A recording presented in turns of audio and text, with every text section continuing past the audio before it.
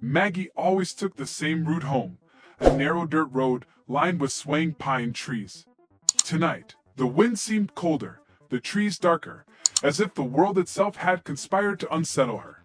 She clutched her coat tighter and quickened her pace, her breath misting in the air. And then she heard it. A faint whistle, drifting through the silence. It wasn't a tune she recognized, just a series of high, lilting notes that made her skin crawl. She stopped and looked around, but the road was empty, the trees still. The whistle came again, closer this time. Maggie's heart began to pound. "Hello?" she called, her voice trembling. There was no reply, just the whistle, playful, mocking. She started walking faster, her boots crunching the gravel in rhythm with her heartbeat. The whistling followed, always just out of sight. She dared not look back, her body taut with fear. Her house was just ahead. If she could get inside, she'd be safe. The whistling stopped. She slowed, almost relieved.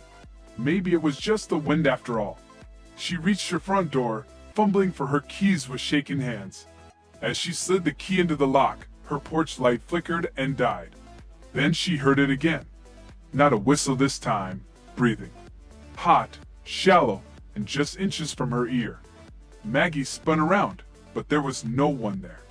Just the empty road and the trees, their shadows stretching long and sinister.